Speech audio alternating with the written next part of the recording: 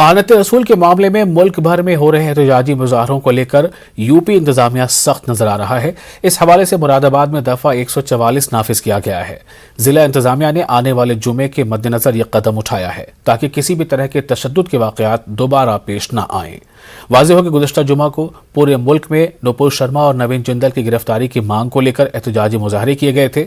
मुरादाबाद में भी एहतजाजी मुजाहरा किया गया था। इस दौरान भीड़ को काबू में करने के लिए पुलिस ने लाठीचार्ज भी किया था।